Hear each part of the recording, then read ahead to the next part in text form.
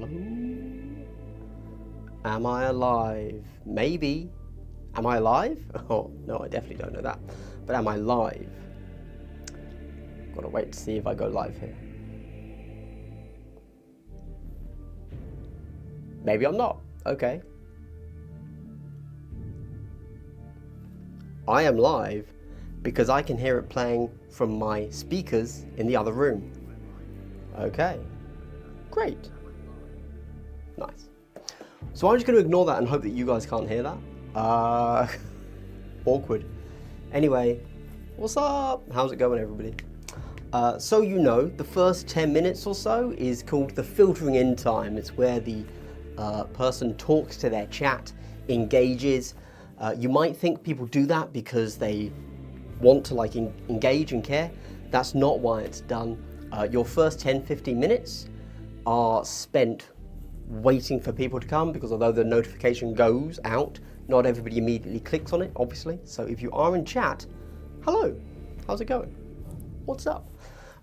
Evening all. So you know, we're going to be using this as I chat and give bants. I don't really have much bants.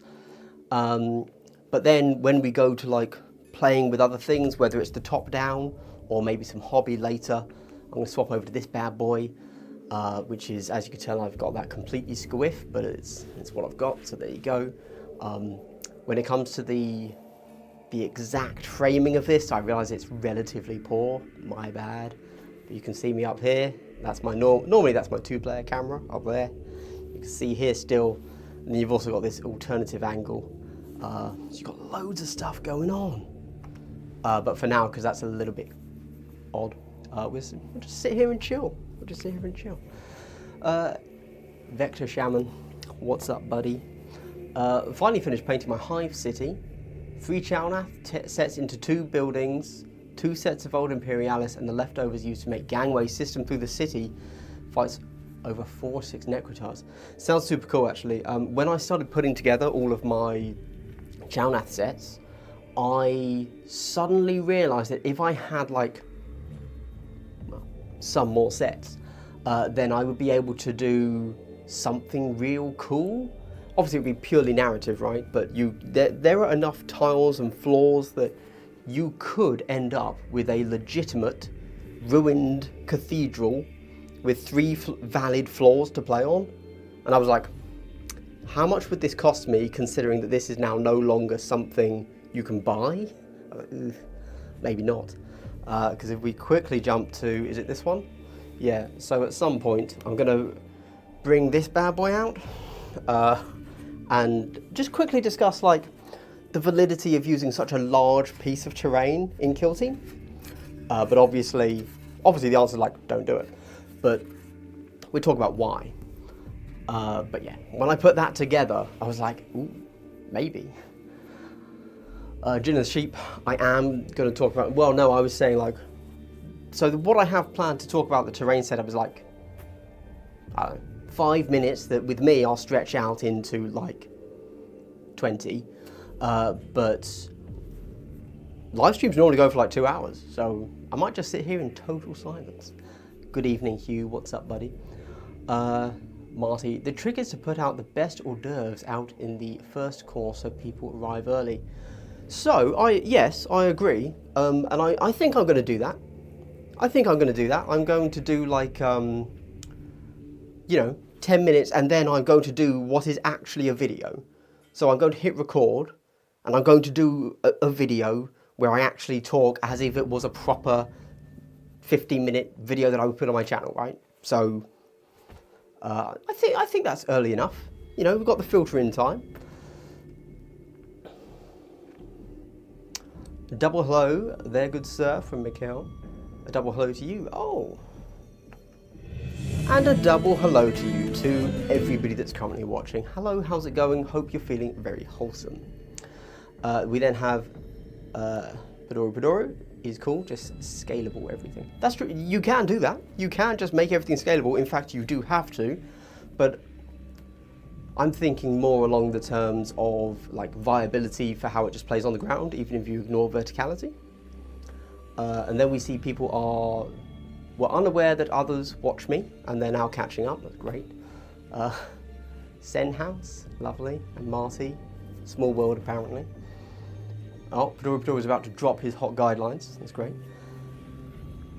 Paladinites, a kill team board like the old advanced Space Crusade would suit a Leviathan thing representing an assault on a hive ship. But we kind of have that with like, I mean that's just Into the Dark, isn't it? Like that's literally a Space Hulk. How could we do more? Fedora continues 3 to 4 heavy, 5-7 light, heavy towards middle, light everywhere else, open side advantage, blah, blah, blah, cool. So I'm actually going to show you, like here, I have set up, we're not talking about the terrain yet, but just so you know, I'll show you. This is not the actual thing, right? So what I have here is just what I would consider the Octarius box total, like, basic setup. Right, it's essentially symmetrical. It's as symmetrical as I could make it. Right, so we've just got the 4 buildings, we've got the thing right in the center. Ignore where my objectives are, and then I don't know. I just kind of put the light and the scramble around generally, not because it's like in a particularly good place. It's just yep, let's go with there. So yeah, this is where the video for a terrain video has to start. Right. You start with the absolute basics, where this is how most people are going to set up a board. Symmetrical, essentially, 4 corners, something in the center, just because that's the pieces you have, isn't it? Well, that's how I view it. I don't know. Let's go back to, where am I? Here we go. Hello. And then I'm gonna open my notes, because I did make notes, if you can believe it. Are these the right notes? Doesn't look it. Lord of the Rings, the Twin Towers. Well, I don't know. Yeah, I could talk about, hey guys, what's everybody doing at the moment? I'll talk about terrain when I start the terrain chat, sorry. Where, am I in the right one? No, okay, well that's bad for me. What's everybody hobbying at the moment? That's what everybody always asks, because apparently people do hobby. Also, hot question, why did the Death Guard have so many bells? It's a legit question. I know the answer, do you? We can swap to this cam here. This is the worst camera, that's why this doesn't look good. Why does he have so many bells? What's going on? What's up with that? I don't know. I really hope that this updates so that I can actually have my notes. Yeah, we do. Okay, we're good. We're good. Don't put that right where the camera can see. Right. Fun when the heavy terrain are close enough. Does anyone have... I ever use the pillars and gangplanks from Octarius? Ooh. No, is the answer. I think the only time I ever used them was in my very first Kill Team 2 video, where if you go back and look at it, I had set the board up as just like to pan the camera across, and I set all of that up so that you could then just for the aesthetic. But I have never used them since because they were so unstable, like the little gangplank things. I was like, oh, there's no point ever using these. And then I had originally had all of my little things stuck on, but I think one of them broke off, and then I went to Warhammer World and they didn't have them, so I was like, oh, let's take them off then. And I think for most competitive tournaments, they don't have them as well. So I was like, oh, well, there's no point trying to fix them back on then. Marty and Chris really catching up. It's good to know. Lukash, or just Lucas, sorry, I don't know. Oh, sorry, I've missed stuff. Massive Leviathan Marines for 10th. Oh yeah, I have all of my Leviathan Marines directly below this camera. How can they be below this camera? No, wrong one. There you go. Oh, you can't see it.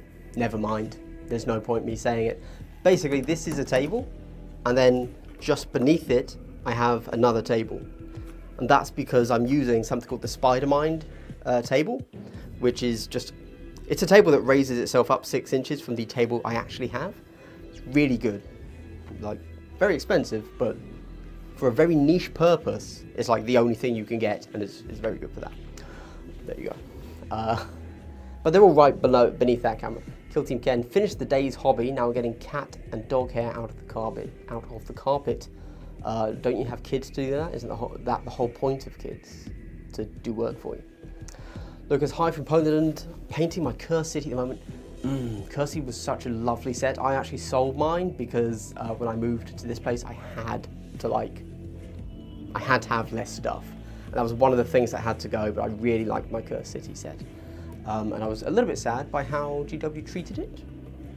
But fine, whatever. It's not like I was actually ever going to play it. I just like vampires and old world aesthetic, right? Went to the Fen model show yesterday and I've been started building. The Fen model show, I saw somebody post about that on, I think, Facebook? Maybe it was in my Discord. I can never remember where I hear or read about things. And I hadn't heard about it, but cool that you went. Back in the old days, the corpse bearer would ring his bell to get people to avoid him. You've lost me there. I know that I've been around Warhammer for a very long time, but when it comes to actual mechanics, I basically don't know anything before 5th edition. Even though I played the 2nd, I don't remember any of it. Obviously, because I was a child. Right, we're going to get through the rest of these chats, and then I'll bang out a video. A talking point, but I'm going to hit record, and in theory it should be good enough to just be a video, right? Like that's the concept here. Walker, hello. With Season 3 in works and being really silent as of late, what kind of terrain would you want to see out this season, or the first box set? I personally prefer to see 2 open world / ITD.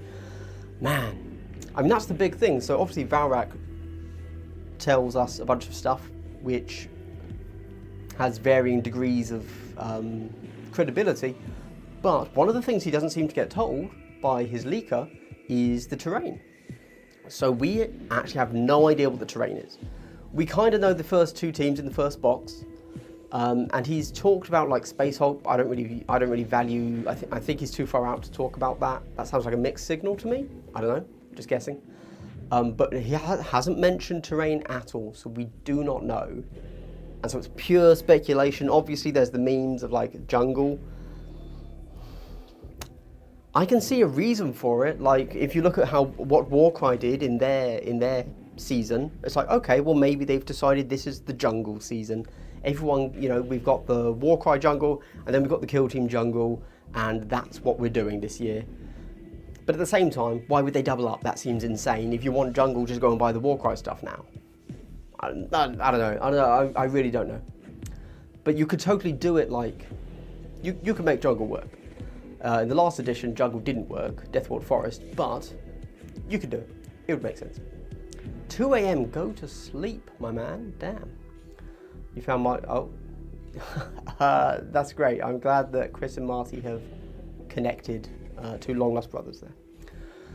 Oh gosh, and I can't work this chat system at all, apparently. Tabletopception, yep. Tabletop Impulse, I'm currently painting a Sisters of Battle Dog Martyr. I assume Nurgle bells are referencing to plague bells used during the Black Death to warn folks that someone afflicted with the plague was coming. That is also my belief, yes. I think that's what the bells are for, because of the plague, right? That makes sense. Now, just thinking of how Nurgle works, you know, the grandfather of decay, but also of life and rebirth, how much rebirth was there in the plague? Does that... Don't think that quite matches up, does it? Hobby still working on the Halfkin salvages from Jack there. Got absolutely decimated by Hyrotech Circle earlier today. Yeah. You're going to get a win one day with them, buddy, I'm sure. I'm sure. I'll bring out some compendium for you and some bad dice. You can use the orc dice. We'll get there. We'll get there. Oh, sorry. But I understand you meant actual plague bearers, not plague bringers. Not, okay, yeah. My bad. Could you at some point make a video regarding tournament standards on how to make one if you're interested in being a TO? Yes, that sounds like a thing I should do. In fact, I know that Turning Point Tactics is currently looking at doing a tournament, so maybe we'll collab on that in some way. Good idea. Mine's on Space Hulk being a separate narrative box. I just want it to be Space Hulk. I don't want it to have anything to do with Kill Team. If I'm honest, I just want Space Hulk re-released with new models. slightly streamlined rule set. I don't know. It could be weird, Tyranid space jungle. Yeah, it could. Like, that would make total sense. We need more Tyranid terrain. I would assume that they have some, like in the works. Why wouldn't they? Just go ahead and do it. Probably haven't talked to 20 years yet. Thank you for the speculation on the first question. No problem. Okay, awesome. So that's been 15 minutes. That is pretty much time to start the attempt at talking about terrain. Although, hello Johnny, it's going well. How's it going for you, buddy? And Crack and Matt painting up the breaches at the moment. How do they play a normal kill team? What's a good list? So breaches for a long time were top tier, absolute top of the tiers, if you will. They've fallen out of favour of the last month or two, 3. I don't understand time. They've fallen out of favour of late because they got a bit of a nerf, but also I think a lot of the top players were playing them consistently for like 6 months minimum. So a lot of top players moved away from them very recently, so their win rates have kind of dropped quite a lot. Probably not because of the nerf they got. It's just kind of a... yeah. Right, let's quickly... Here's the most satisfying noise you're going to hear on this stream. It's not my voice, it's... oh, there you go. I probably shouldn't have talked over the top of that, my bad. Okay, let's do it. Right, so I took some notes. Let's see how this goes. So, what shall I do? Shall I actually do like a proper I am recording a video and then just rip it from the VOD and see how that works? Let's give it a go, shall we? Let's give it a go. So we would start on the cinematic cam before eventually coming over to the stream all. Can we actually see everything here? Yes, we can. Yeah, it's close enough. It's close enough. It's not the best. It's a very jaunty angle. It's a very jaunty angle, isn't it? Okay. It's not Pepsi Max, no. It was just what they gave me for free. So, okay, right. Cinematic. So I'm going to do the hello. I'm going to hit the... Shall we do it? Okay, let's see how this goes. I'm not actually sure. Okay. I might not do this. I might give up halfway through and say that sucks, and it will just be a live stream, okay? We shall see. Or my little laptop here won't be able to handle streaming and recording at the same time. We'll find out. Right, I need this here so I know what I'm talking about. So we're going to start with how important is terrain in kill team, you know, beginner stuff, symmetrical versus asymmetrical, tournament versus tournament-wise, tournament all the same or mixed, ITD versus open, the best terrain out there, verticality, the starter set terrain, and then general rules. Okay, easy. Easy. I'll take that model off the board then. Right, let's reset the music. Music off. Hit record, then hello everybody, glass half dead here. Easy. So this is a weird little behind the scenes thing for you as well. Hopefully this will only be like 10 minutes. Fingers crossed, right? 10 minutes, a full turn. It's going to be a 25-minute video, I can tell. Music starts. Nice. Okay, let's do it. Hello everybody, Andy here, and today I want to talk to you about terrain and how terrain works for you. I'm going to start with a very simple, basic beginner's explanation of terrain, the way it works, what sort of layouts you might want to consider, where you might be able to get your terrain from, and also, you know, just real beginner stuff before I lean into something a little bit more complex, talking about tournaments, talking about how to make it fair for you, etc, etc. So, with that begun, let's, I've got notes, don't worry. So that I don't go too far off course, okay? So, how important is terrain in kill team? If you've ever played a skirmish game before, there are many different types of skirmish games, and some of them depend very, very heavily on terrain and some don't at all. For example, if you've played ever Age of Sigmar, well actually, you really don't need much terrain there. It's pretty basic. Whereas if you played 40k, as we're learning in the new 10th edition, it's quite important, and the way that different models interact with terrain or don't have to interact with terrain is incredibly important as well. With skirmish games, very often they have slightly more complex rules around the way terrain is used, because odd as it might sound, with a skirmish game being a smaller version, you have to actually add more rules in than a larger game to make it really worth the time. And so terrain is incredibly important in Kill Team. Whether you're having small, light stuff, or having big buildings, or you want to have absolutely massive cathedrals, it all interacts very differently, and some is good and some is bad. So you do need to use the correct terrain in Kill Team. Let's start with the idea. Let me show you what board we're playing with here, chaps. So this is the overhead board. I don't like that one. Let's go with this. So this is using the Octarius set of terrain. If you buy the starter set, you'll just get a bunch of these and these little barricades and scramble pieces. You will no longer be able to get these buildings, but you can buy them separately. So if you go out and buy all of this, you would then set, this is good terrain, just to be clear, this is a great set to get, or if you can still find it out in the wild, you should get it. And I've set it up very symmetrical, okay? And I want to just have a quick word about symmetrical terrain versus asymmetrical terrain. Now it does say in the core rulebook, asymmetrical terrain is the way the game is meant to be played. But we kind of have to figure out, well, how asymmetrical is asymmetrical? Because technically this is an asymmetrical board. We've got the 4 buildings and one in the middle, yes, but the light terrain, not symmetrical, right? We've got it's much denser here than here. Is this asymmetrical enough? Or do they mean take one out, put that there, take another out, and suddenly, like, do they mean asymmetrical like this? I don't know. Let's have a little think about that. So, asymmetrical is a great way to play the game, and the reason asymmetrical is important is because the game is not played in real time. Somebody has to go first.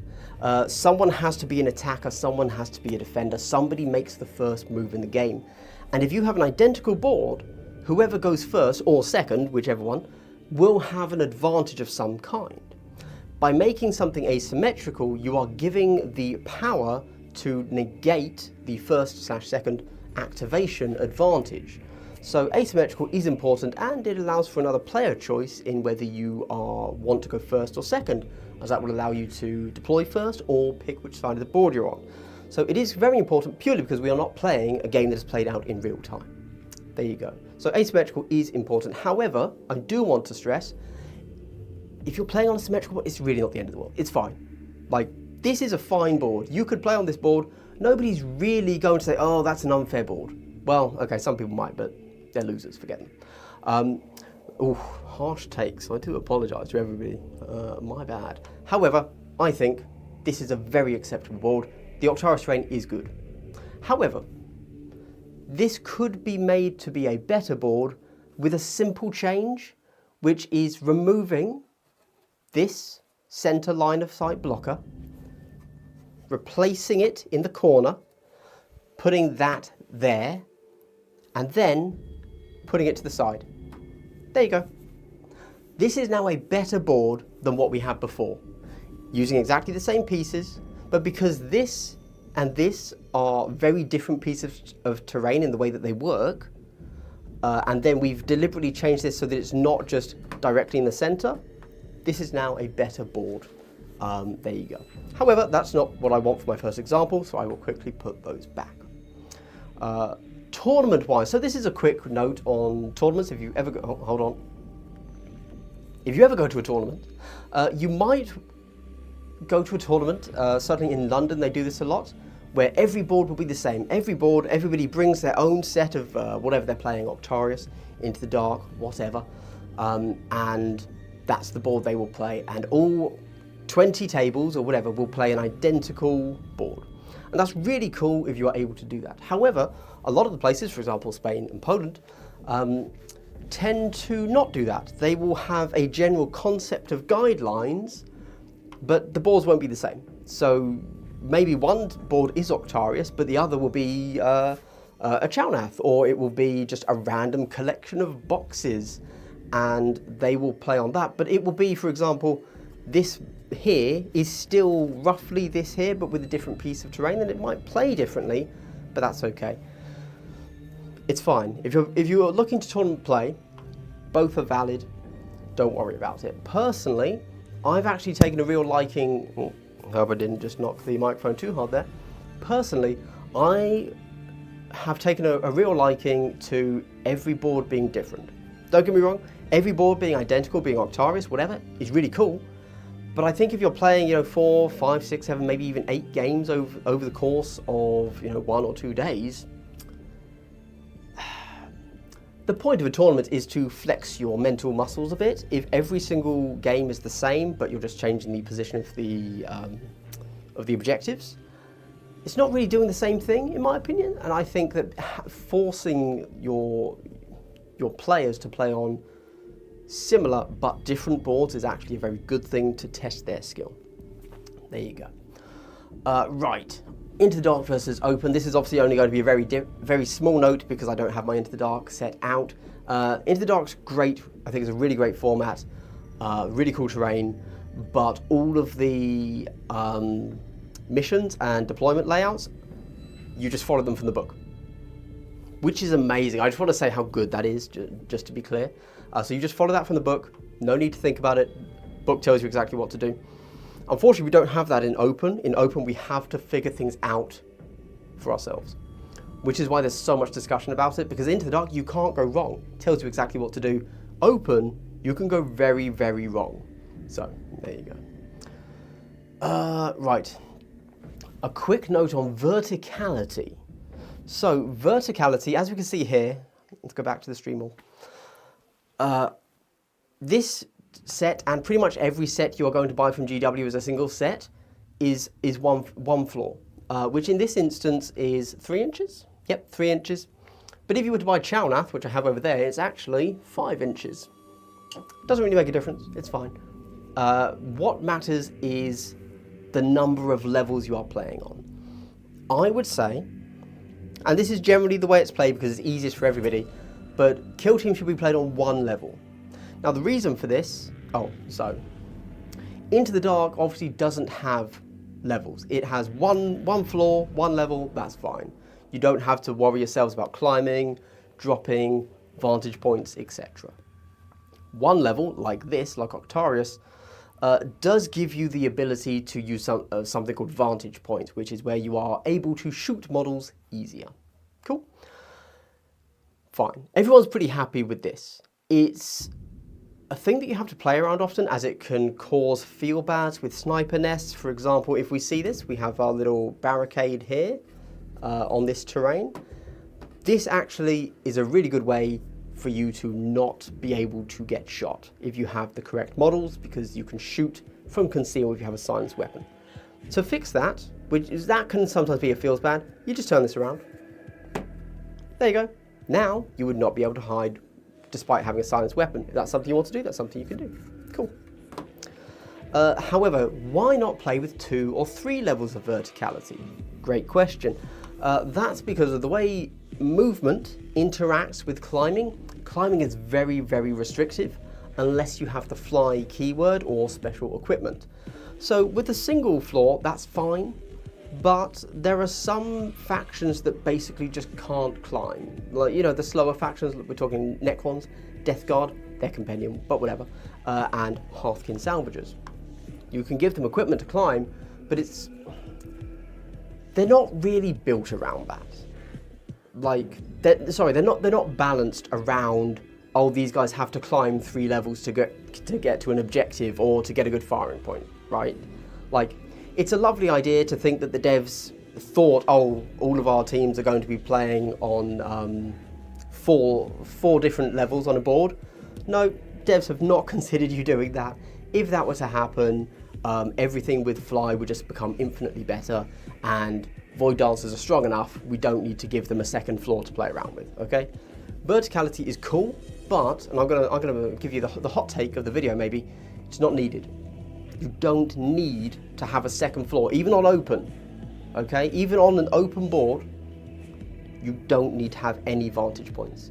You could play this and just say, oh no, you can't go on any of these vantages, right? Just pretend they're not there. and this board would be just fine. As fine as it is already. Obviously, we've talked about the asymmetrical thing. Cool. So, we've done that. Now let's talk quickly about the best terrain. But before we talk about the best terrain, I would like to quickly say that this next bit is a subscriber-only benefit, and that is, if you're a subscriber to my channel, I'd like to give you a big double hello. Wow, yes, a big double hello. Isn't that super awesome and wholesome? Hey, if you'd like to get yourself a double hello in the next video because you're not a subscriber right now, then consider subscribing, liking, leaving a comment. Also, a shout out to everybody that is currently watching me live, because yes, weirdly, I'm recording this live. Don't ask why. I don't have any answers for you. Anyway, let's talk about the best terrain out there. So I'm not going to say exactly the best terrain, because it's whatever. And I don't really want to push you towards one piece of terrain or manufacturer over another. There's some great stuff out there. You know what? Mantic Games do all of their sci-fi Dead Zone stuff in cubes. Really great.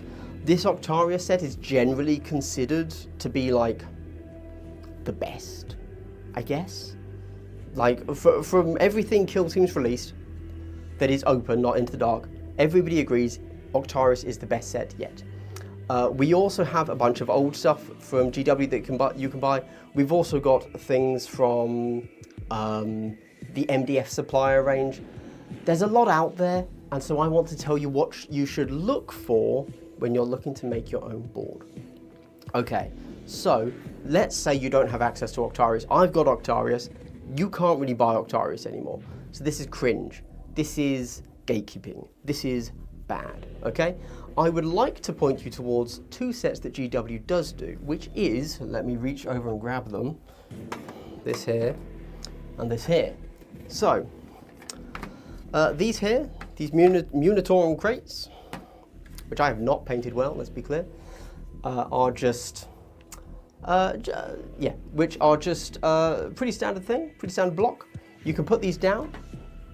If you drop them in like this, they act in a certain specific way.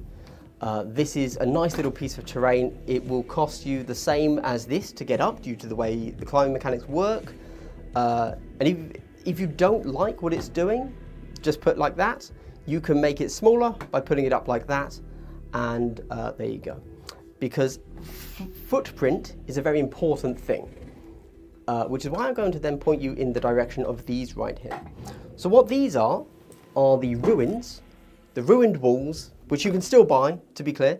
The ruined walls from just GW, they're the ones that go with the Basilicanum and stuff, the Sector Imperialis rules, I think.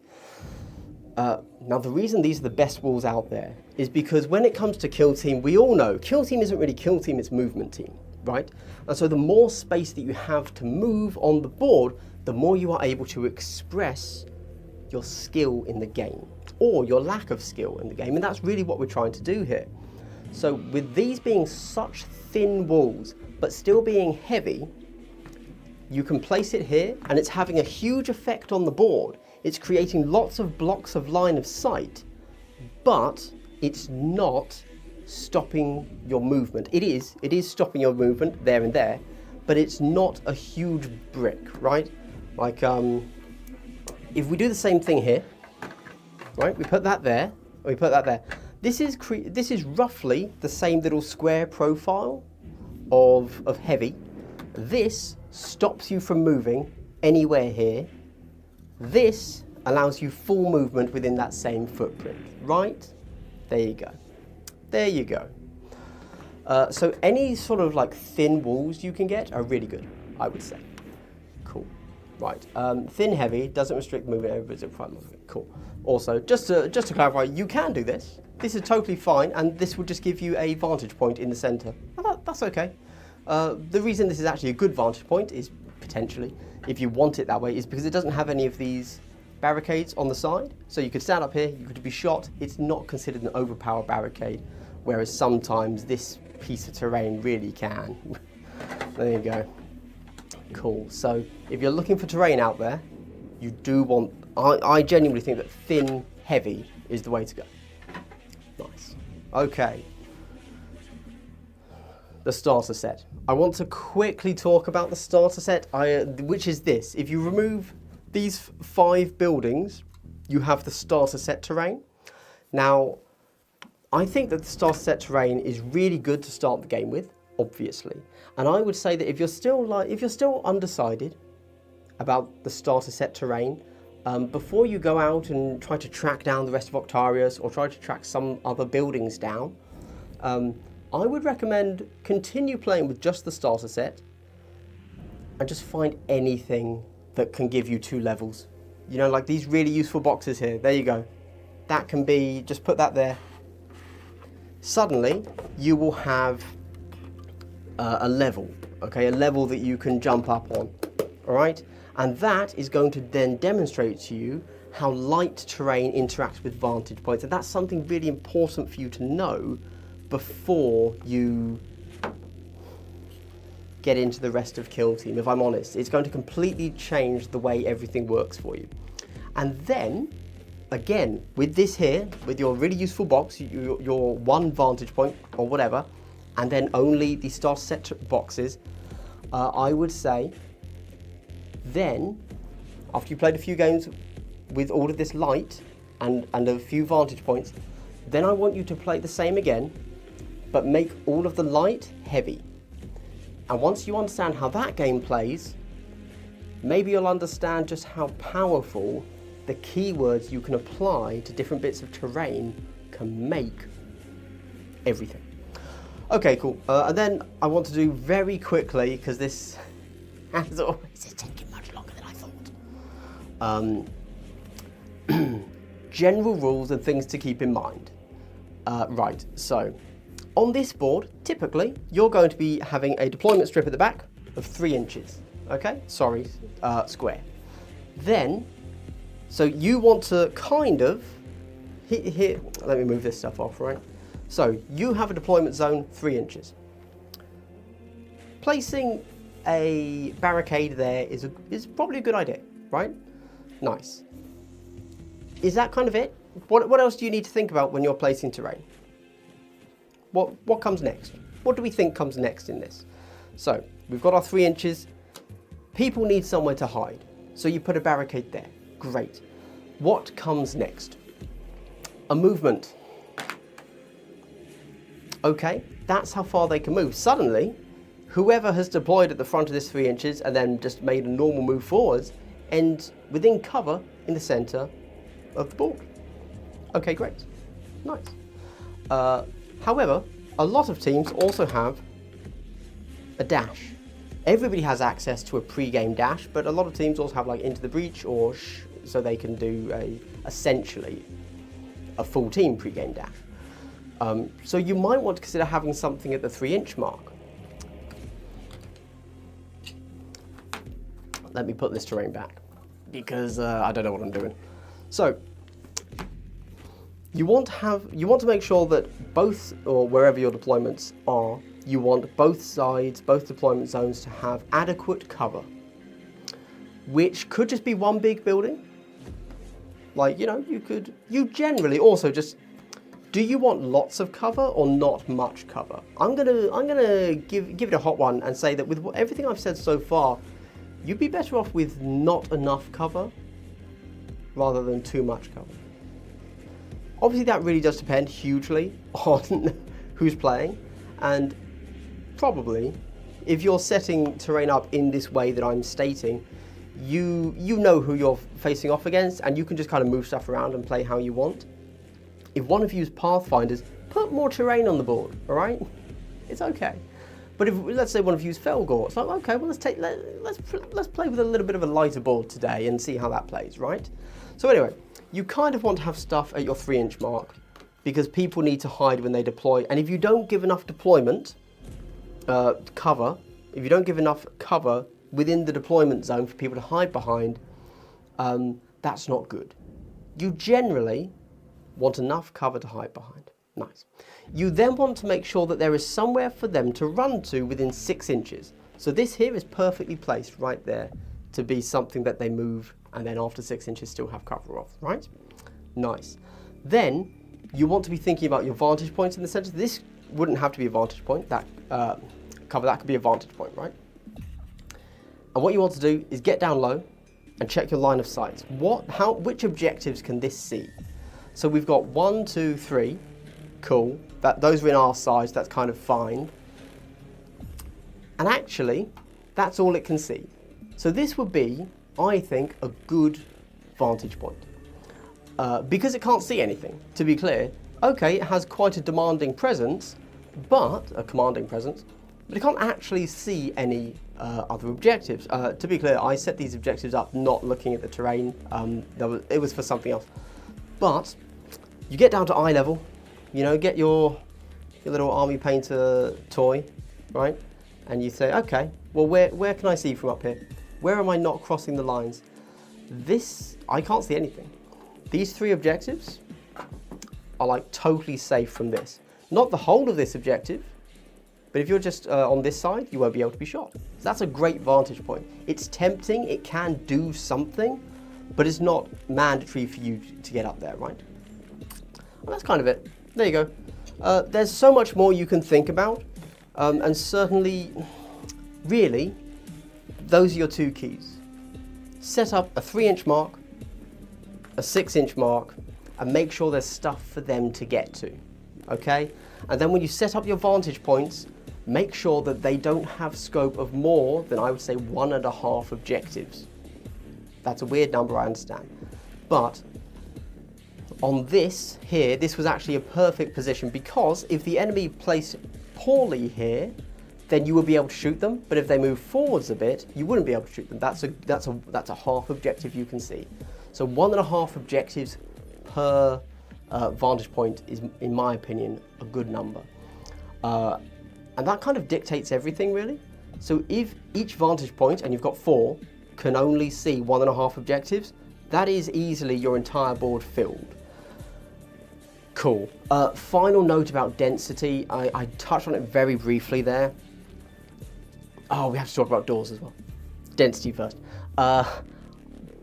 I think it's okay to go with not as dense a board as people often play with, but that doesn't matter. What matters is that when you place your board, understand that if you go with a sparse board, you are going to be buffing shooting teams. And if you go with a dense board, you are going to be buffing melee teams. If you're not playing in a tournament, if you're not building this for a tournament pack, just figure it out with your opponent. Yeah, if you're both playing shooting teams, have some fun and go with a relatively sparse board. If one of you always crushes the other and they're playing Chaos Cults, just go with a sparse board, right? You know, like, play the game that works for you.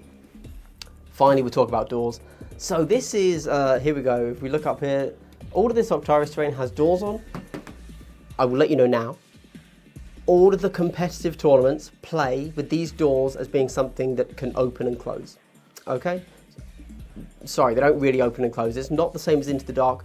You could just move through them with no penalty. And if something's on the other side blocking you, you can't move through them because they're blocking you, right? So there you go. My personal preference on them doesn't matter because all the competitive tournaments have decided that doors are mandatory. For me personally, I don't think doors are mandatory.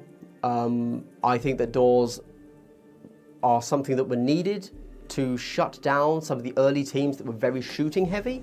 But now that we are in a melee heavy meta, having doors just buffs those melee teams. But it's whatever. It's whatever, who cares? Doesn't matter. I would say don't be afraid to try with and without doors and see how that feels to play. Both are good, and it's only an issue particularly with Octaris because it has modelled doors, but the kill zone itself didn't have any door rules. Cool. Whew. Okay, and hey, if you've made it to the end of the video, I'd like to give you a big triple hello. Wow, wasn't that so wholesome? Guys, honestly, genuinely, legit, no word of a lie, no cap. Thanks for watching to the end of the video. Quite seriously, nothing helps a small channel like mine more than just watching the damn thing, like quite genuinely. But if you really like what I've done here, do consider leaving a like, a subscribe, a comment, all that great stuff. And if you really, really like what I'm doing here, consider supporting me on Patreon because you know what? without Patreon, without my supporters over there, I would no longer be doing this channel. So much love to them, much love to you, and I will see you in the next video. Goodbye. Okay, chat. Have I, did I do it right? Did I just end the stream or, okay. Man, I need a break. That was me done. I'm tapped out. Okay, nice. All right, I did keep on looking out the corner of my eye and seeing messages, and I was like, don't look, I'll get sidetracked. So how long was that? Oh my God, like 35 minutes or something insane. Right, sorry, let me scroll up.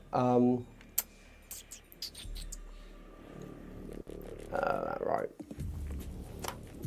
I much prefer every table having a different map to play. Yep, definitely. Also quite having mixed. Man, mixed is. I like the concept of mixed, but it does make finding out like which teams actually need a buff really quite difficult. I mean, Pathfinders are wrecked, but one of them just podium, like came first in a tournament. I assume because they didn't have to play on Into the Dark. That's kind of awkward. Love the 4 camera angles you got going. Thank you. I didn't have much of a chance to look at them, but hopefully they were useful. Lord Inquisitor Vex, the man himself. I am still live. Yes. Hopefully you're still here. Double hello received and returned. Thank you so much. Ah, so wholesome. Thank you. Double hello. Lovely. Oh well, that's not edited in afterwards. It used to be Des4. Yeah, I used to edit every single video I did, but then I bought this little stream deck. So, can we see it? I just have the hotkeys. So I change camera on the top row here, right? And then cinematic, and then overhead, and then double player, just all on here, right? And then I've got this here. This bottom one is my ambient music. There you go, it's off. And there you go, it's back on. And this is my double hello button, and that's it. Yeah, I did this, I don't know why, I can't remember. I think I bought that legit just to be able to do the double hello sound without having to edit it in. Yeah, weird, I know.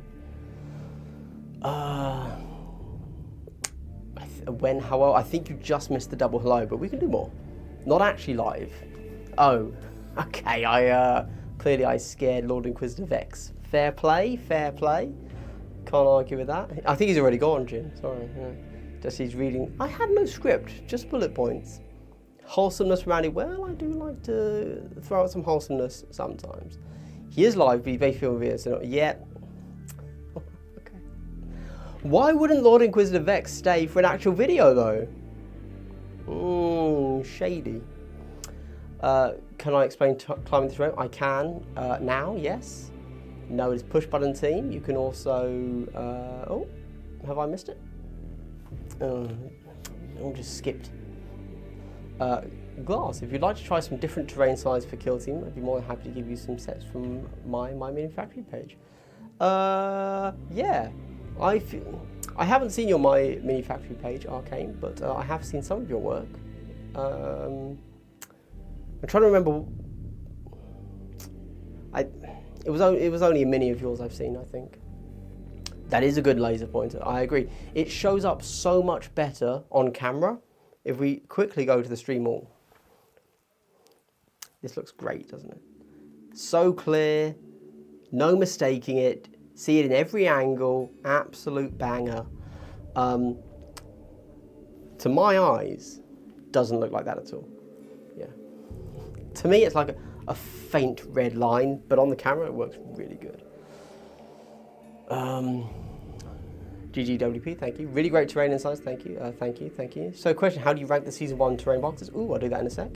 Good job, in relatively short time you explained that. Could have been shorter, couldn't it? Let's be honest. Best return on investment ever, to be honest. Lovely, thank you. No script seems to fit. Wow. I script some of my things when I want to be really, really pedantic with wording to make sure I don't get it wrong, but I try not to because it's just effort, isn't it? Also, when I'm if you go back and watch my cults thing, I'm reading from a script there, and my laptop's here, so I'm never looking at a camera when I'm reading from a script, which is fine. You know, that's okay. But it's not really what people are here for, you know? I don't know, maybe I'm wrong. I feel like people would prefer me to just talk directly into the camera rather than reading from a script. I don't know, maybe that's just me. How do I rank all the Season 1 terrain boxes? So Octaris is obviously first, Chalnath. What do we got? We've got Chalnath, then we've got Morok, and then we've got, oh, what are they called? They're already, in fairness, they were like a year and a half ago now. Yes, we had the Adeptus Mechanicus terrain, which I don't like. So I obviously would not rate that highly at all. I'm gonna throw this out there. I'm gonna say that terrain is the worst. That's purely because I don't like it. All right, there you go. I just don't like that terrain. Then I'd probably put, gosh, if we're going by how it was built in the instructions out of the box, then it would have to be, what's it called? The Morok terrain? But I've said Morok like 3 times to reference 3 different boxes now. The stuff that had the landing pad or whatever, if you build that out of the box, I don't think that's good terrain at all. I think that big landing pad is just too big. It doesn't really work. So that would actually be my worst box. If you're playing that out of the box, it's no good. Oh my god, what? Octaris is first. I think Chalnath, we all gave it a really bad rap, and I don't think having the lethal vantage points or whatever they called was a good shout for competitive play. But if you ignore that ability, I think Chalnath is fine. It's just a type of terrain that is negative for shooters. So, like, okay, that's fine. And if you think about how everybody complained about Chalnath, well, we just got Ultimate Chalnath in an entire season called ITD. Can't shoot through walls. Same thing. Same thing. Same thing, bro. So, yeah. My thoughts on Chalnath have gotten better over time. But I definitely recall at the time saying, this is useless, don't get it. Which you would have thought I was just trying to push people away from Chalnath so that I could just, you know, buy all the stocks. But I didn't, and I wish I had now. But at the time, I didn't want it. Nakmund, thank you. Yes, I forgot. Nakmund. No script needs to fit, thank you. Listen to you ramble on forever and ever. Thank you very much. What's your thoughts on the chem stuff used for the LGT? So I had to use the chem stuff when I ran the LGT, and obviously at the time I didn't really know what I was doing, right? Like, the boards were fine, you know, could have been worse, but it was definitely by luck that they could have been worse rather than by skill at that point. But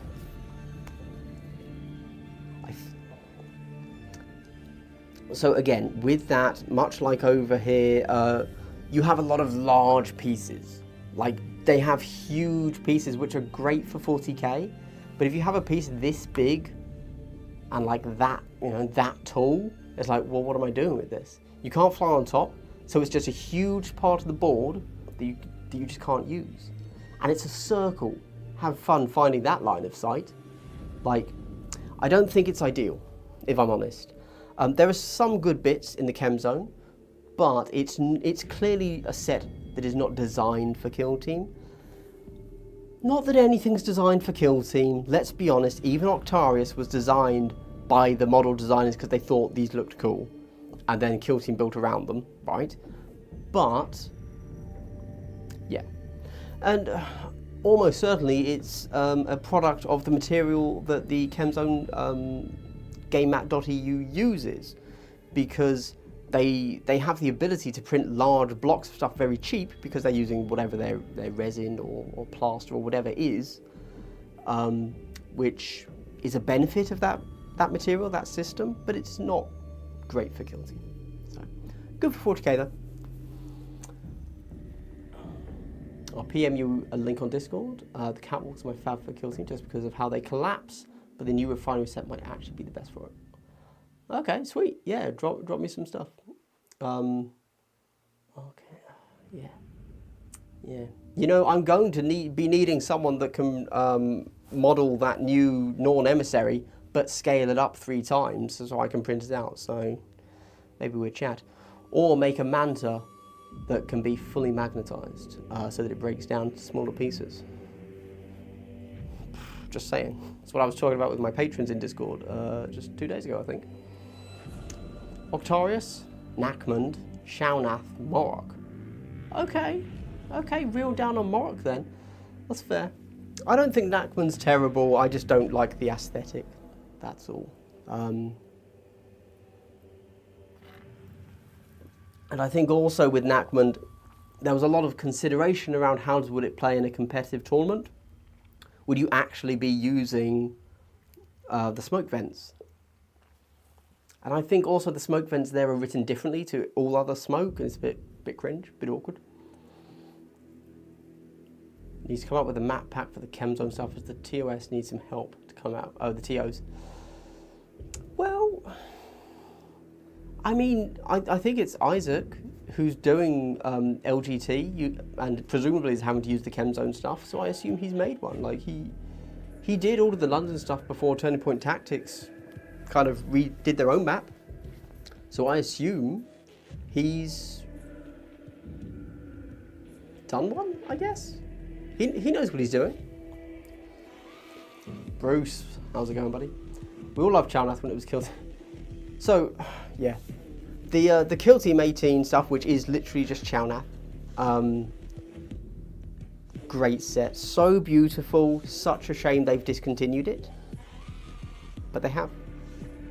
Anyway, talking about that, I did notice that I quickly forgot to, something I forgot to talk about. How can we play around? Let's move all of this off the board, right?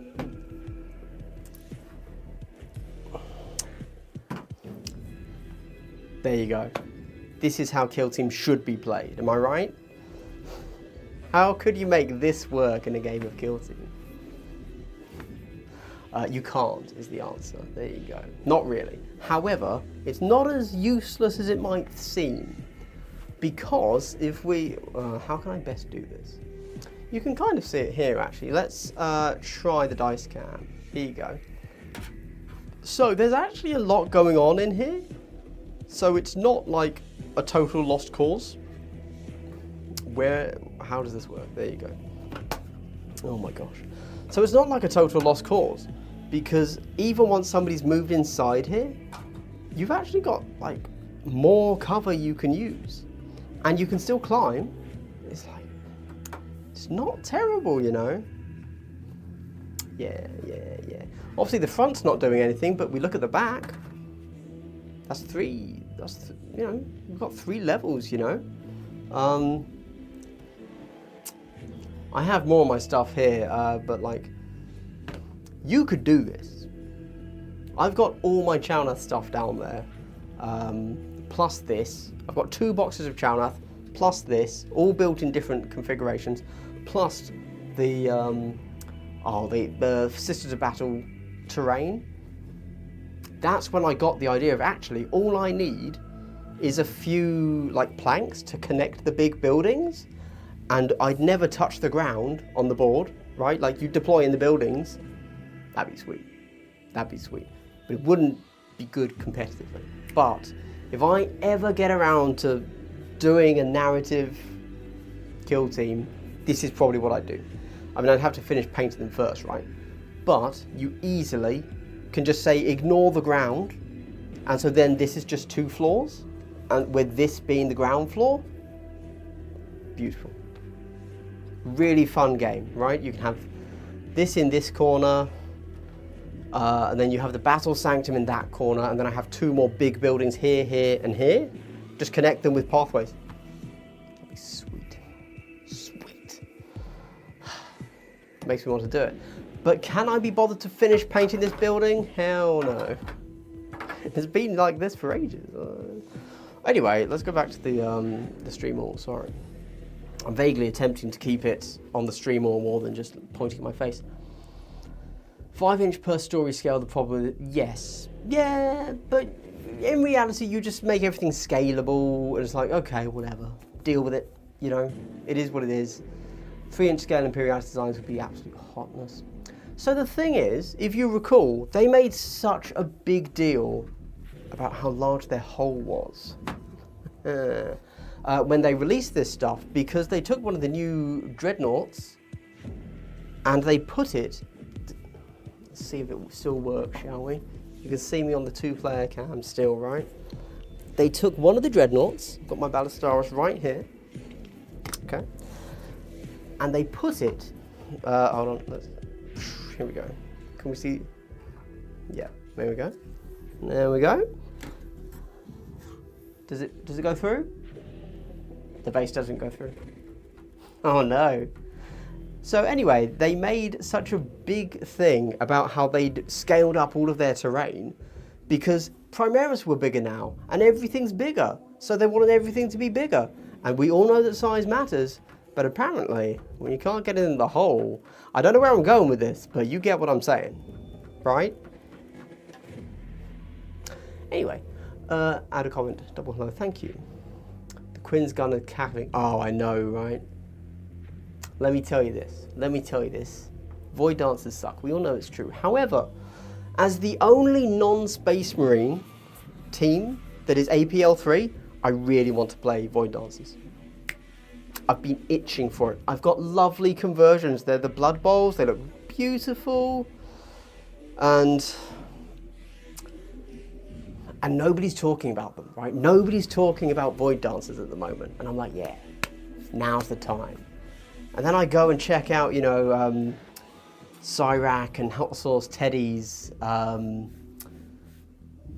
stats video. They're still like 65% win rate. Nobody's talking about them because we're bored of them, but they're still super strong. I had assumed that they were falling to like 50s, 55, but like no, they're still wrecking face. So I'm like, I still can't play them. Damn. Which is actually one of the videos that I'm going to be doing soon, which is how to play the best teams. Because you know what? They may have a 65% win rate, but I'll tell you this, I wouldn't be able to win with them. I don't know what to do. As soon as I found a team that just didn't naturally get wrecked by their melee, I just wouldn't know how to play them.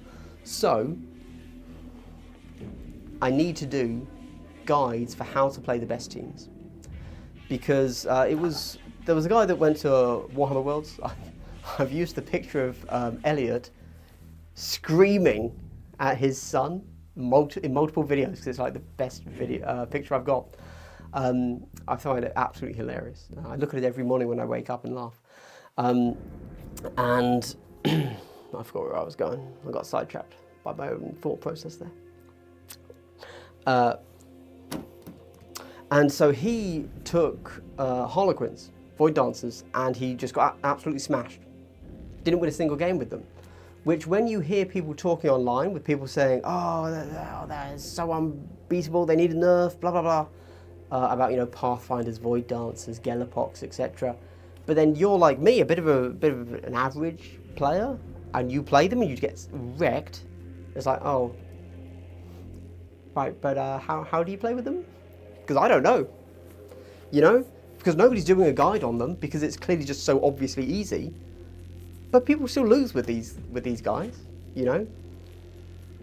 There's no guides out there on how to win because everyone just assumes everybody can. Anyway, so that's something I need to do, which is going to be such a low view video. Nobody wants to know how to play Void Dancers, but I think it has to be done for the scrubs out there like me. You know? Sorry, I went off on one after making the sexual innuendo. I need to scroll up. Kind of dislike playing on the massive Chalnath stuff they use at Warhammer World because manipulating your models around the columns on the bottom is a hassle. Yes, that's very fair actually. from a usability perspective, the Chownath isn't great. It's so tall.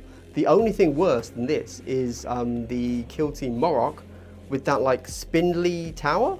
That just, good luck. I reckon that has never made it through a game without being knocked over across the whole world. A double hello to Bruce. Hello, how's it going? Big building looks fine on camera already, doesn't need much more TBH. No, I agree, but if I could just show it next to this, you can't see a difference, can you? Sorry, cinematic, there you go. Literally just putting in the silver, just so that there's something there. Obviously, I've done a 3-piece thing here with just sprays. So I did, well actually I sprayed the whole thing like a leather brown, I think, from Army Painter. And then just on the base, I just gave it a quick spray of a darker brown. And then on the top, like a bleach bone. You know, so like, it's fine. It's cool. It's cool. But I think it would benefit from just having some metals picked out. Nothing crazy, obviously. I mean, this isn't crazy, is it, you know? But it just gives it a little bit of more variation. I think that this does look unpainted, despite there being 3 colours on it. So yeah. Just remembering you put operatives under Chownath is the thing. Honestly, under anything, like under Octarius, when you've got doors and you've got a model under there, you have to learn to play with knowing that models are places you can't see them. Shooting across catwalks, bring back full test. That's not a bad shout, actually. I mean, hey, if I'm playing everything on the 2nd floor and up of Chownath, why not have full tests? Yeah. But then, why not just play Necromunda? Oh, because it's a bad game. Right. Goblin Twink. Good name. Cool, cool. Is it World of Warcraft? Is it D&D into kinky stuff? Who knows? I'm cool with either. You'd watch that, and so would I. I have to make it. I don't know how to play them. I've got to learn first. Damn. Arcane Whiskers, same actually. I'm really out of touch and need a refresher. So that's the thing, right? Like, how do you play Void Dancers? Screw that. How do you play Pathfinders? That's my actual fear. Because Pathfinders were top tier, and then everybody changed the way we lay out boards to nerf Pathfinders. Then Pathfinders got like 3 rounds of nerfs, and then we've gone into ITD, and then like, nobody plays them, nobody wins with them, apart from this weekend where somebody won with them. Like, how do you play Pathfinders? I legit have no idea anymore. Are they just the same? And even then, if they are just the same, how do you do it? Well, you can check out my Vantage Point podcast where Birinid goes over and tells me exactly how to play Pathfinders. And I've no doubt that if you go and watch that right now, you will see me there, like, just kind of nodding along, like, oh yeah, okay, yeah. I'm clearly not paying any attention. I don't know why. I don't know what I was doing in that episode, but my responses to him telling me how to play Pathfinders are like, oh, cool, okay. I wish I paid attention. I don't really want to go and listen to my own podcast, but I guess I have to, really. I'm man be thirsty and things.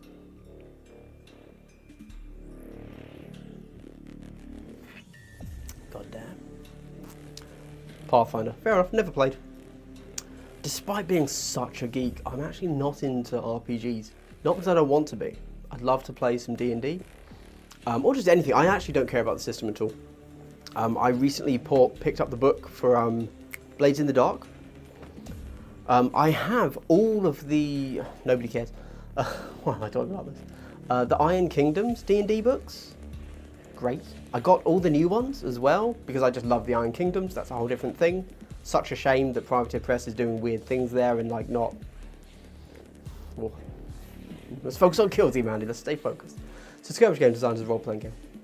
That's fair. I've never played. It's actually really interesting how much the flow of a game's meta can go with all these changes. Yeah, it is. It is.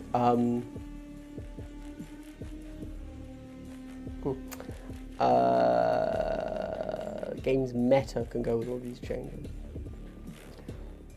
So I'm gonna push back against that actually. Now that I've had a little moment to consider, to contemplate, I disagree. Killteam is in a constant state of massive flux. These are not small changes that we're having. Every 3 months we get 2 new factions, just whole factions that you have to learn to play against. It's insane. Like, I have a whole video line, oh no, sorry. I have a single line in my glass half ideas Google Doc that reminds me of things to make when I don't have immediate inspiration for a video to make when I sit down to make one. Of like, just the state of Kill Team, essentially, and how, and this was actually under the bullet point of why I feel disconnected from Kill Team. Every 3 months, we just everything changes. It's crazy. Like, comparatively, 40k is such a stable game. You know, like, what do they get? Every 3 months, one new character gets added to one of 27 factions or something. It's like, oh, good. What do we get? 2 new factions every 3 months. It's pretty crazy. Plus, we're getting, well, obviously we don't get points changes, but we do get balance changes every 3 months as well. Now, I love it. That's great. You know, I think the balance changes are superb. I don't want to talk those down at all. But our game is in constant flux. And it's never going to change, because obviously we're making GW money, so they're not going to slow the rate of releases. So there's actually, I've already recorded it, but there's I did a Patreon Q&A where I've already recorded that. That's going to go live sometime next week. And what am I looking at here? Why am I looking here? I don't know why. And one of the questions is something about Kill Team, and I start having a little bit of a rant about like just how unbalanced Kill Team is. Like, there's just, yeah, I feel very disconnected from it because there's just so much there. Side note, Andy's voice is soothing to small children and is based on the current sample size of 1. I'm actually surprised to hear that, Martin. I think I have a decent voice. It's not the best. In my head, it's deeper than how it actually sounds. I think that's the case with everybody. And I think I can have an acceptable voice when I'm talking very calmly and slowly. Like, I listened to my voice recently because I recorded something for my other channel, which is some 40k channel that I haven't released anything yet, using my good microphone. And I was listening back like, ooh, voice sound okay, you know. But in this one, in this kind of just bad boy here, you don't really get any of the depth of my voice, I feel. And when I start talking quite fast, because I'm using speed instead of stopping and thinking, which is what I should do, I think that you lose all quality timbre in the voice, if I'm honest. But thank you, it's good to note. How's the new metallic paint going? I will discuss that in a moment. The system I'm developing is basically a TTRPG with kill team based combat, if you want a gateway drug there. No, I'm fine, thank you. I don't have enough time. It's a lovely idea, but I do not have time. The one skirmish game feature I really miss in Kill Team is the ability to push or pull, and I totally agree. I would love for the next edition to add in some sort of kinematics. 100%. I really think being able to move the enemy models and your own models outside of your movement is something that I think Kill Team genuinely is missing. Hearthstone having them one-punch guy re-kill. Yes. I was so surprised to see that mechanic because it's not used anywhere else. And it almost seems out of place now. Unlike, for example, Shatterpoint, where it is the core feature that you can move your enemy models. And I really like it. I love Kill Team, so I want to play. That's awesome. Have you ever compared Rainbow Six Siege game mechanics to Kill Team game mechanics? Yes. Have I? No, I've compared them to Gears of War, but never Rainbow Six Siege. Because although I love Rainbow Six Siege, or used to, let's be honest, the gameplay of that is sitting there and watching one pixel and see until that changes colour and then hoping you kill them before they kill you, right? It's quite funny. I have very fond memories of that. Marcy, throwing things around is definitely a lot of fun, especially with good fooling rules. That's true. Yeah, totally agree. It would be really cool. You sound fine, thank you. Kill Team Smash Bros. Ooh, we should have a displacement grenade effect. Yeah, that'd be sweet. That'd be sweet. We'd call that a conch grenade from TF2, I think. Like launching to point everything. Oh, that'd be sweet, man. Yeah. Love Rainbow Six. That's an interesting correlation. Yeah. Bull Rush. Pick up something and throw him. Something like that. Yeet. Yeah. Any form of kinematics would be awesome. Totally agree.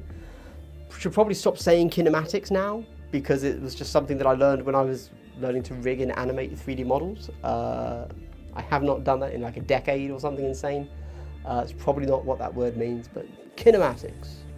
If GW needs me to write their copy for their next thing, their next edition, and then just build their game based off random buzzwords I put into like a blurb, that'd be sweet. That'd be sweet.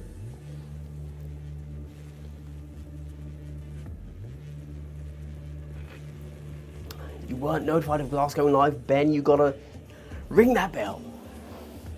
Don't ring a bell. Never ring a bell. Hey, if you're a real worshipper of Nurgle, don't forget to ring that bell for notifications. That was good, right? Right? I thought it was good. Anyway, actually, yeah, on 4K Space Wizards should totally be Yank models. Should totally be Yank models around with telekinesis like that. Why wouldn't they? Right? You get a librarian in there. Force push, force pull, force choke, force. I was going to say something rude there. Angry Joe's Street Fighter games. Does Angry Joe do a board game?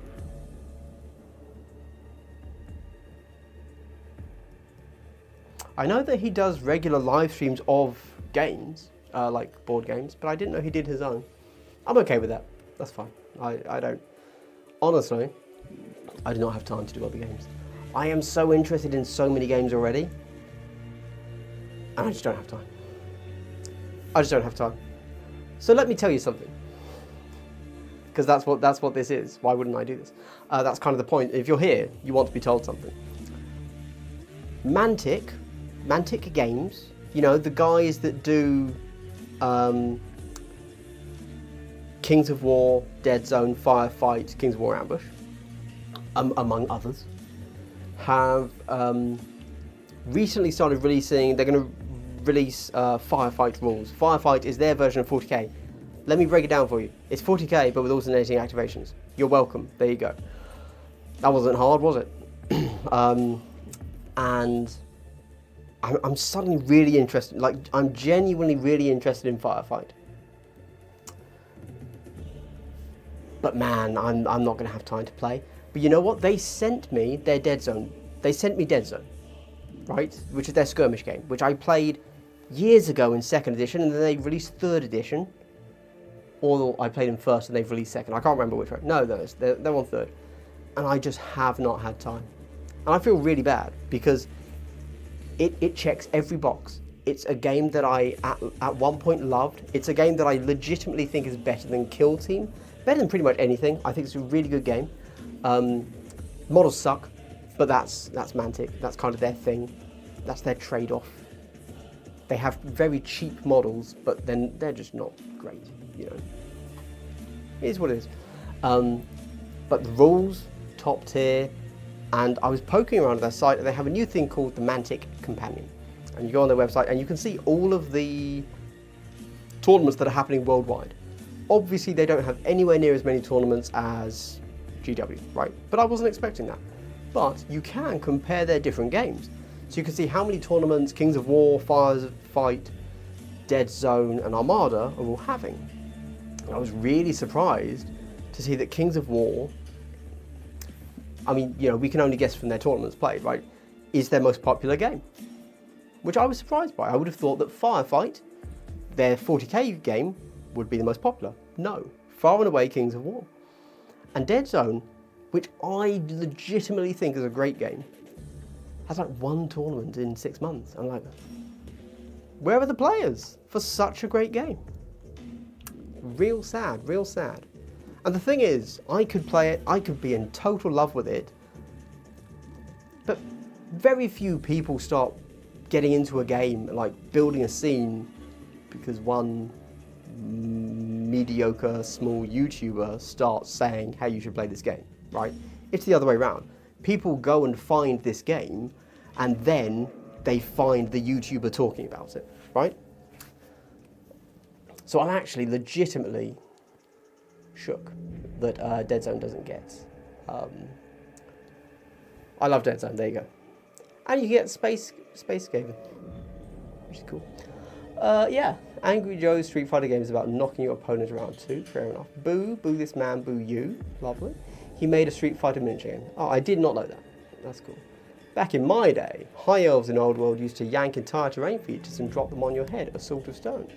I was unaware of that. That's pretty cool. That's pretty cool.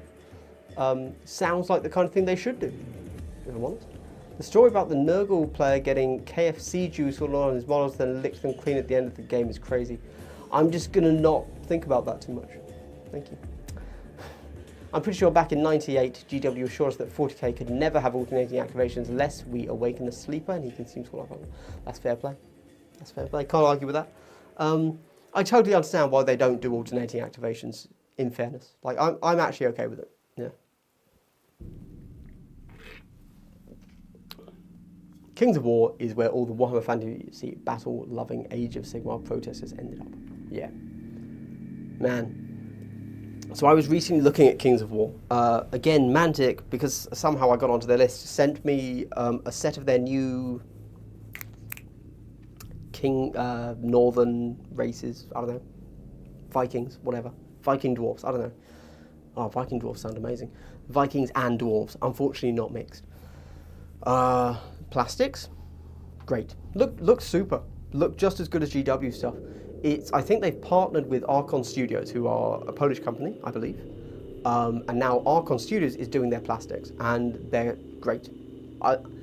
If Mantic had launched with with just the Archon Studio plastics, superb. Really good, really good. I'm not saying there's, like, are they as good as GW? No, but they're so close it doesn't matter.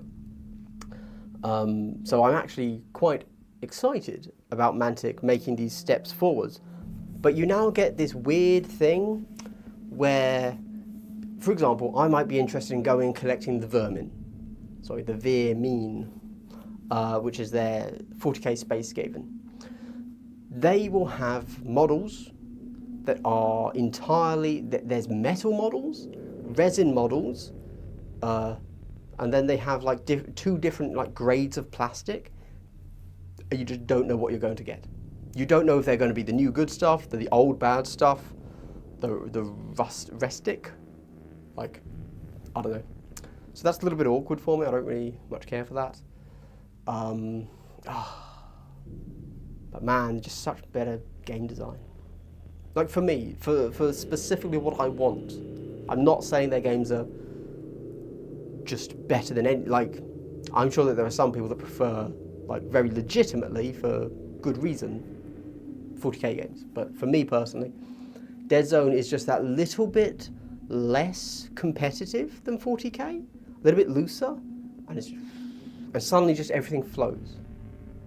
Yeah, it's really nice. It's pretty good IMO. Bolt actions, a dice in a bag activation, pretty nice. Yeah, I'm okay with that. I mean, obviously I've just been playing some Shatterpoint, where you were forced to take, you have your order deck, and you just draw from it, and then that's the model you have to activate. And at first I was pretty dubious about it, but actually, after having played a few games, totally works for me. I'm totally fine with that.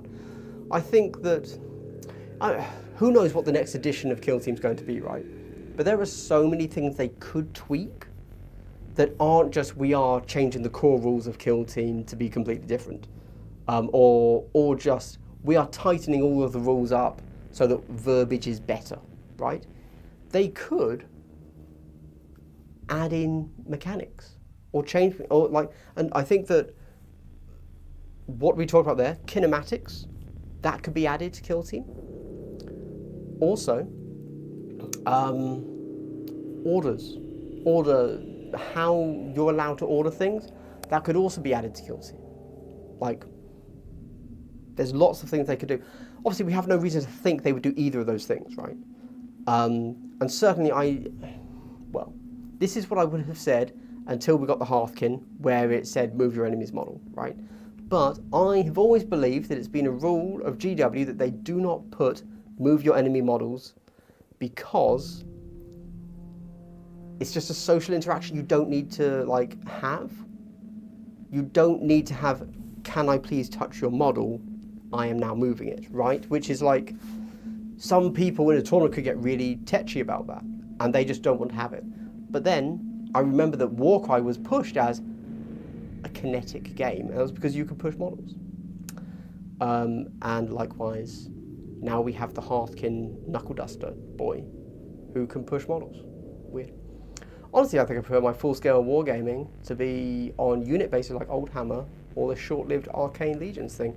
I actually don't know what you're talking about, Marty, there. Full-scale wargaming to be on a... sorry, okay. Full, like, a unit base. So you push a block. Okay. Yeah, I'm with you. I'm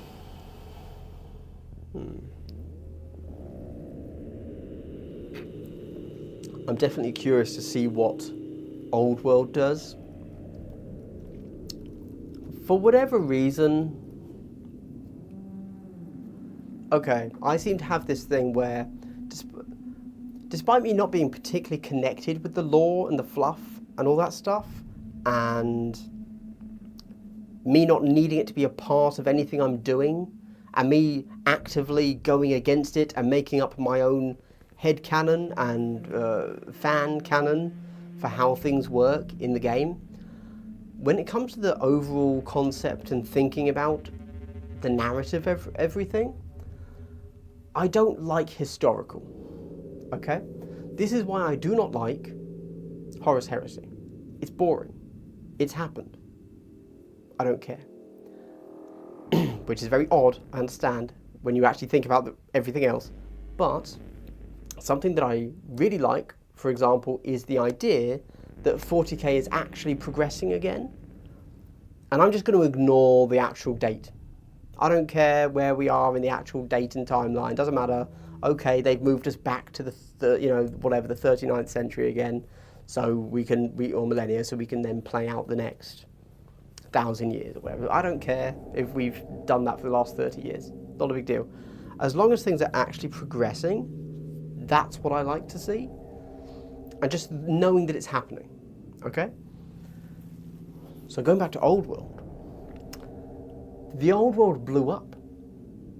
Now, the Old World game is set enough before the Old World actually blew up. So that all happened, that's all canon, and we're just gonna play back here. We're gonna ignore everything that happened there, that you played through, that you lived through. Well, we're playing around back here. And for whatever reason, I don't like that. I don't know why. I just don't like the fact that it happened, and therefore nothing you do matters, because it's all going to happen. From a narrative perspective, you know, who cares how Horus slew the Emperor? Because I know that in 10,000 years, my AdMech are still going to be on this planet fighting these Blood Angels. So I don't care.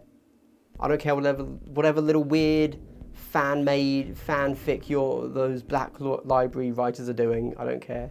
I just care about going forwards. So yeah, there you go. I don't know, that's weird, but it is what it is. Goblin Twin getting charged by an Ogryn or Gellerpox Hulk should not keep back. Totally agree. For example, it's called shove, right? Or barge through, you know, the Gellerpox charge thing. You can charge through models. The fact that had no aspect of moving the enemy or your models, I was like, that's weird. It's literally just you get fly, basically. When clearly it should have been everything gets out of your way, right? Okay, Whiskers, now I get it. It's nice to feel like your battles are part of events, even if they aren't narrative. Yes, it is. But then at the same time, I will say, but I don't care about that. I want it to be true, but I don't care about it. Yeah, it's a disconnect. Imagine the consequences of the prequel setting game was actually a fight to change the timeline. Well, then we'd be cooking with gas, Marty. Let me tell you that right now. If they said, you know what, guys? Endgame, we've rethought it. Turns out, the explosion of the end times caused a rift in the timeline. One went forwards, that's Age of Sigmar.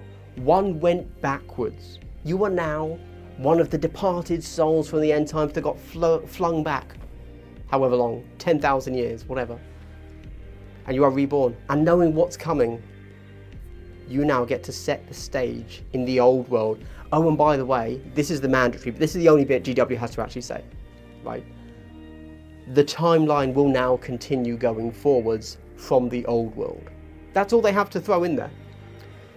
We know how slow Games Workshop is at releasing anything narrative, so that could be another 30 years of timeline. Just as long as you tell me it's happening, just as long as I can pretend in my head that at some point in the next 100 years, I'll be dead, but whatever, they will take that old world army back into the into the end times, and you will get to relive that and redo it. Instant come. Hell yeah.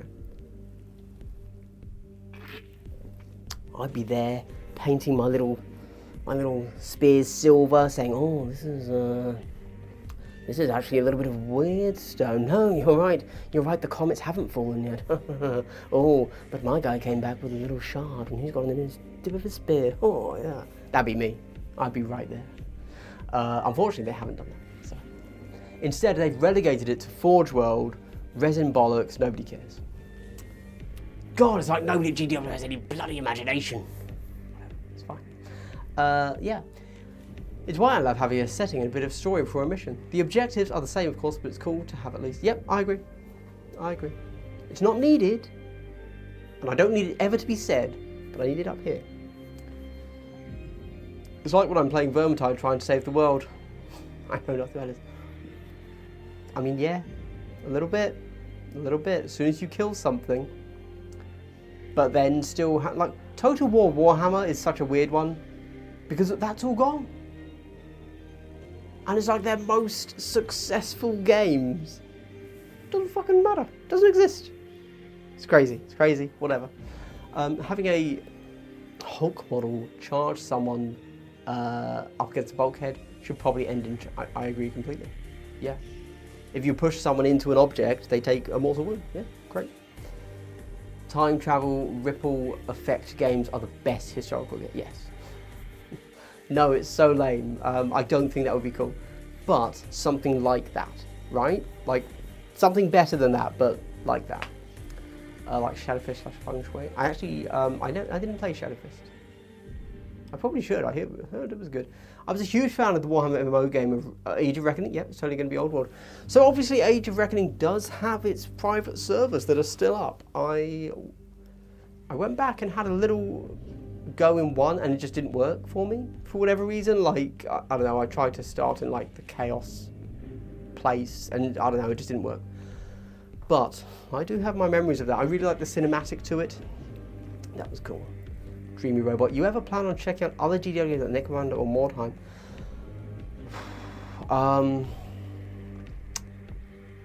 So this is, again, a patron asked this question a little bit. It was Tabletop Impulse, who asked, are there other games that from GW that I play or want to play? If so, why, etc., etc. The truth is I don't really have time, to be honest with you. I'm actually exceptionally busy, and I'm struggling to find enough time to do, well, right now, any Warhammer. But I've got Glass Half Dead. I'm then lost, and I'm struggling to find out what to do with the rest of my life. One idea, and I've just made a video for it, is a second Warhammer channel, because I want to talk about 40k a bit more freely.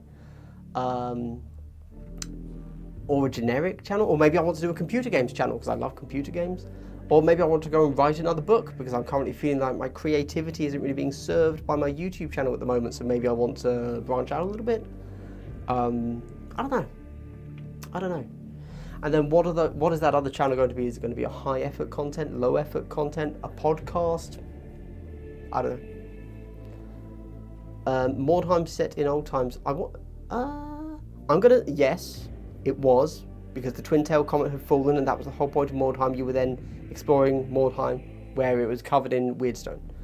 However, I'm actually not 100% if we want to get real technical about just when the end times occurs, because I don't actually know what the period just before the end times was.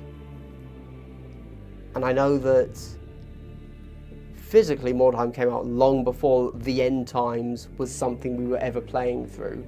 So I don't really know how that relates to... But essentially, yes, you could be playing Mordheim alongside you playing regular Warhammer Fantasy Battles. Yeah. I wrote a book. I've written 4 books in my life. Yes, all of them published on Amazon. Self-published, obviously. And they were just like fantasy stuff. Schlock fantasy. Ish. Yeah, that was good. I'm surprised they haven't written a Black Library novel about some poor bastard who got warp-tossed back to the Great Crusade and is trying to desperately to assassinate Erebus or Horus. That'd be such a great... That would be really fun, actually. That would be one of the very few Black Library novels that I would read set in the Horus Heresy. I think that'd be really good fun. I'd definitely read that. I have zero faith in Black Library. They'd probably write it poorly. But the concept is top tier.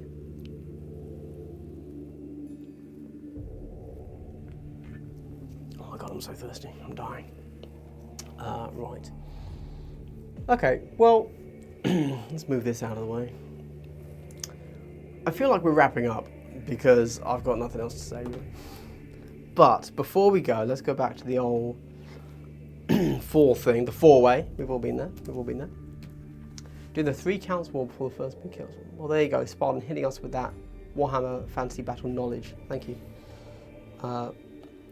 So, a video that I'm going to be doing soon is 2 parts. First, it's just going to be me generally, you know, like total filler video, speculation on Kill Team Justian, right? Because I actually haven't done that.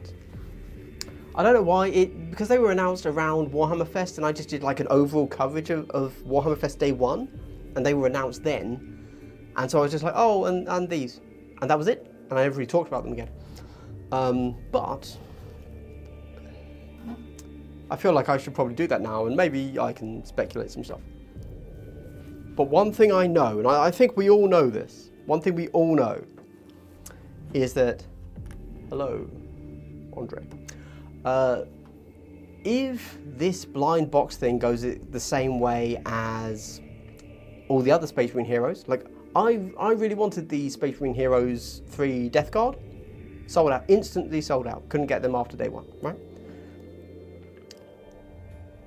Strike Force Justian, I'm sure going to be the same thing. And for whatever reason, I don't get given those, despite them being essentially a Kill Team product. But that means conversion time. Now, of course, with these, you could just buy the individual kits from Space Marines, right? Because they're just Space Marines. You could just buy an Intercessor, Assault Intercessor, a Captain, a Heavy Intercessor, and an Eliminator, and you've got everything you need. That's right. GW has given you the gift of allowing you to just buy $200 worth of Space Marine kits so you can run a 6-model team. But I thought, what might be more fun than that? And so I was thinking like, okay, let's do a video that's all about different proxies you can make for them.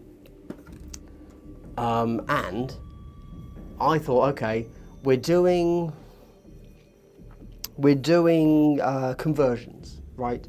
Conversions, cool. What does that mean? Okay, proxies. Oh, you could do sisters. Okay, yeah, cool. That'd be nice. That'd be 1 sister box. Right, nice. What else can we do? Okay, well, obviously we could do Chaos Marines, right? Because actually that's very similar, right? Space Marines, Chaos Marines, always very similar. Very easy differences to make there. Okay, cool, we can do that. Maybe we could stretch out to Age of Sigmar, Stormcast, give them a bolter. They're cool looking Marines, nice. What else has armor? Iron Jaws. You want to do orcs? Awesome. Oh yeah, you can also do 40k orcs. Okay, yeah, so any orcs, great. What does that give you? If you're doing lots of conversions, the youth of today, the Zers, the Zers, if you will, Gen Z, they call that drip, okay? Drip. Anyone with kids out there, confirm for me. Do your kids say, damn, you got a lot of drip? So I'm thinking drip team. What is drip? What's drip team? What's drip team? That's right. It's your boys. It's the Plague Marines. Oh yeah. Oh yeah. So I started collecting. I started thinking, okay, all right. So I looked at the 7 models from Strike Force Justian or whatever. You can make almost all of them with Plague Marines. But I was like, okay, but actually I want to really go forward a little bit more. And I got this guy here. So I recently put together some Death Shroud for 40k. They come with 1 additional torso. I'm gonna take a captain, stick the torso to the front. Okay, that's the captain. He's gonna look super special and cool. And then I was like, I want some more too. How with the, there's not really a good heavy bolter, heavy intercessor. Let's just use a Blight Lord Terminator. Because they have like an autocannon option or whatever it's called. Smooth. And then I'll just call them Drip Team. Drip Force Justian, I guess. I don't know. And that sparked my imagination a little bit there, I guess. The only problem with doing a hobby video is that before you can actually make the video and like craft the narrative of the amusement and like write funny things in a script, you have to first actually do the conversion. It's like, oh, you gotta actually do the hobby? Lame. Mega lame, super cringe, all that stuff. So, oh, yeah, I guess I'll get to that at some point. But I'm looking forward to that. That'll be fun. Gaunt's Ghost with 3-up plot armor. I love the Gaunt's Ghost models. God, so good. I have 3 boxes of Gaunt's Ghosts underneath this desk. Yeah. Why? I don't know, I just do. I don't know. What's it to you? I've had them for ages. Yeah.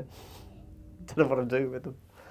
They're just such good models. At some point, I will commit myself to a faction, whether it's Tau or whatever. They make great Tau conversions.